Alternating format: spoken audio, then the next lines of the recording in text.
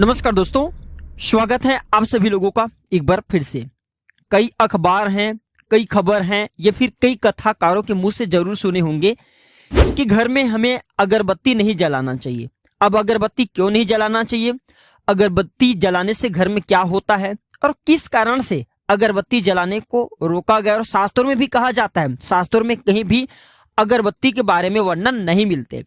तो इस वीडियो को आपको पूरा जरूर देखना है। आज के इस वीडियो को देखने के बाद आपके सारे डाउट क्लियर हो जाएंगे। जितने भी आपके द्वारा पूछे गए सवाल हैं, मैं उनका एक आंसर बनाकर के वीडियो बना रहा हूँ। शायद इस जानकारी से बहुत से लोगों को भला हो जाए, और जो लोग नहीं जानते कि घर में अगरबत्ती क्यों नहीं जलाना चाहिए, उनके मन से भी जो डाउट होंगे वह क्लियर हो जाएंगे। देखिए दोस्तों, हमारा एक ही मकसद है कि सही लोगों को सही जानकारी प्राप्त हो, जिससे ज्यादा से ज्यादा वो लाभ उठा सके। हमारे चैनल का एक ही मकसद है, जनहित एवं जन कल्याण करना। तो वीडियो में आपको शुरू से लेकर के आखिर तक बने रहना है। आखिर हमें क्यों नहीं जलाना चाहिए अगरबत्ती, और अगरबत्ती के जगह पर जो डंठल वाला अगरबत्ती होती है उसकी जगह पर हम क्या जलाएं।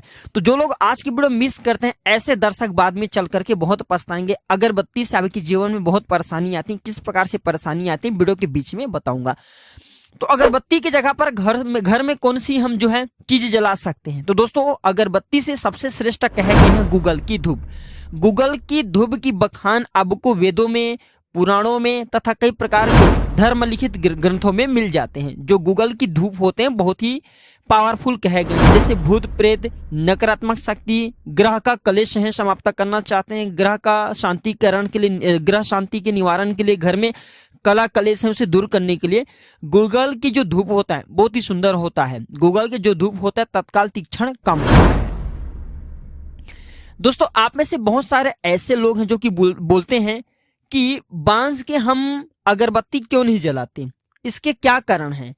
और वैसे हमारे हिंदू धर्म में हम सब बांस की पूजा करते हैं। जी हाँ दोस्तों, अब किस प्रकार से बांस की हम पूजा करते हैं, क्यों नहीं जलाना चाहिए, थोड़ा सा उदाहरण दे रहा हूं। तो देखिए, धर्मशास्त्र के अनुसार बांस जलाने से पितृ दोष लगता है। बांस जलाने से पितृ दोष लगता है। और जन्म के समय देखना, बहुत से आज भी हिंदू धर्म की परंपरा में ये चल रही है, जन्म के समय जो नाल माता और शिशु को जोड़ करके रखते हैं। जन्म के समय जो नाल होते हैं, जैसे कि बच्चे गर्भ से बाहर निकलते हैं तो उसी के साथ में एक नाल निकलता है। उस नाल को बांस के वृक्ष के बीच में हम गाड़ते हैं, ताकि वंश में सदैव जो जिस प्रकार बांस हमेशा बढ़ते रहते हैं, उसका तरक्की होते रहते हैं। बांस जिस प्रकार सदैव हरे भरे रहते हैं, बांस जिस प्रकार अपने प्रगति करते हैं, अपने वृक्षों को बढ़ाते हैं, उसी प्रकार व्यक्ति चाहते हैं कि उनके भी वंश में वृद्धि हो। इसलिए हम सब की मैं बात करूं, जितने भी हिंदू भाई हैं, हम सब जो नाल होते हैं हम उसे बांस में गढ़ते हैं। अब मैं कथा बताऊंगा, इसी के माध्यम से आपको समझ में आ जाएंगे। दोस्तों, बिना बांस की अगरबत्ती कौन सी है बताइए गुरुजी करके आप में से बहुत सारे लोगों ने कमेंट किए थे। तो मैं आप लोगों को बताना चाहूंगा, बिना बांस की अगरबत्ती जलाना चाहते हैं तो बहुत ही सुंदर विचार है, नेक विचार है। जो धूप बत्ती आती हैं, जिसे हम कच्चे धूप बोलते हैं, कच्चे धूप की बत्ती बोलते हैं, तो कच्चे धूप की बत्ती का प्रयोग कर सकते हैं। ये बिना बांस की होती हैं और इसके सुगंध भी बहुत ही अच्छे होते हैं। अब हमारे धर्मशास्त्रों में भी कहे गए हैं, बहुत से ऐसे जो संत महात्मा वो लोग भी बताते हैं कि बांस की अगरबत्ती जलाने से, क्योंकि बांस में केमिकल मिला होता है। और वास्तव में जानते हैं कि अगरबत्ती का आविष्कार कब हुआ, कहाँ पे हुआ, थोड़ा सा समझने की कोशिश करें। तो 200 ईसा पूर्व के आसपास जो बौद्ध भिक्षुक थे, इनके एक समूह ने चीन में अगरबत्ती का निर्माण किया था। और अगरबत्ती की जानकारी कहीं पे भी आपको नहीं मिलेंगे, हमारे धर्मलिखित शास्त्रों में कहीं पे भी अगरबत्ती की जानकारी नहीं मिलती। और अगरबत्ती किस चीज से बनते हैं तो थोड़ा सा जानने की कोशिश करें। तो अगरबत्ती जो है लकड़ी है, बहुत सी जगह पे सफेद चंदन का प्रयोग करा देते हैं, और जो कोयला है जिसे हम चारकाल बोलते हैं, राख और गूगल। मैं गूगल इसलिए बता रहा हूँ, कई जगह गूगल का प्रयोग कर देते हैं, सफेद चंदन का प्रयोग कर देते हैं, बाकी केवल लकड़ी, कोयला और राख, ये तीन चीज से ये अगरबत्ती का निर्माण होता है। और उसमें बांस की लकड़ी का प्रयोग किया जाता है, इसलिए बहुत से लोग बोलते हैं कि बांस नहीं जलाना चाहिए। अभी मैं आप लोगों को 3-4 इसके बारे में जानकारी बताऊंगा। अगरबत्ती और धूप बत्ती में क्या अंतर है, तो देखिए, जो अगरबत्ती होती है बांस से निर्मित होता है, जो धूप बत्ती होती है केवल लेपन से ही बनाए जाते हैं, अच्छे चीजों का लेपन से बनाए जाते हैं। और कई ऐसे समाचारों में आपने सुना होगा, कई ऐसे कहा गए कि जहाँ पे बहुत से लोगों ने एक परीक्षण किए। तो जो अगरबत्ती होते हैं इसके धुएं बहुत ही हानिकारक होते हैं। मच्छर भगाने वाले जो अगरबत्ती होते हैं ये भी बहुत ही हानिकारक होते हैं। ये हृदय रोग को बहुत बढ़ाते हैं, हृदय रोग को बढ़ाते हैं, अस्थमा जैसे भयानक बीमारी को बढ़ाने का काम करते हैं। कोशिश करें आप अगरबत्ती न जलाएं। चलिए मैं आप लोगों को इसके कुछ कारण बता दूं, इसके बाद आपके मन में जितने भी डाउट हैं सारे डाउट क्लियर हो जाएंगे। तो वीडियो को आपको शुरू से लेकर के आखिरी तक पूरा जरूर देखना है। और दोस्तों अभी तक आपने हमारे चैनल को सब्सक्राइब नहीं किए होंगे तो चैनल को सब्सक्राइब जरूर कर लेना। देखिए स्कंद पुराण कहता है कि बांस जलाने से पितृ दोष लगता है, ये सेहत के लिए नुकसानदेह होते हैं।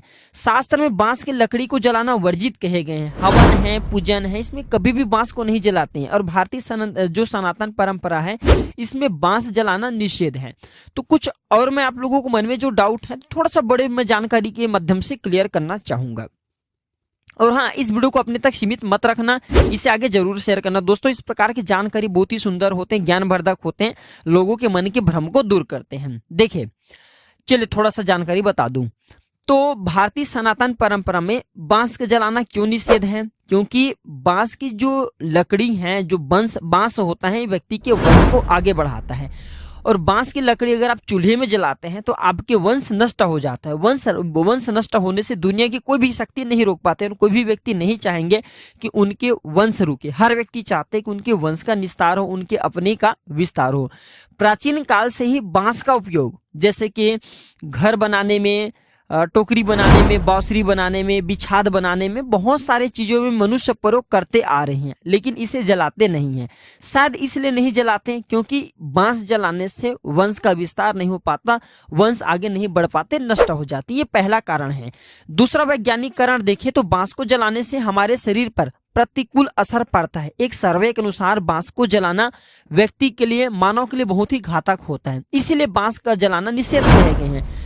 अगरबत्ती का जो प्रादुर्भाव होता है, निर्माण होता है, ये बांस से ही होता है। और बांस से निकलने वाले जो धुएं होती हैं ये व्यक्ति को हृदय रोग संबंधी बीमारी उत्पन्न करती हैं।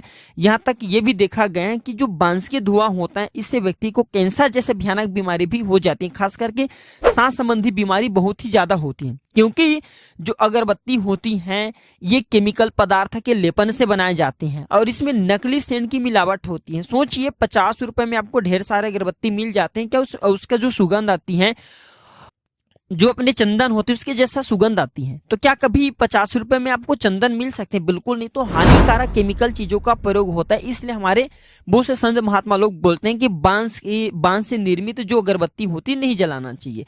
अब इसका तीसरा कारण है कि ऐसे मान्यता है कि बांस जलाने से भाग्य का नाश होता है।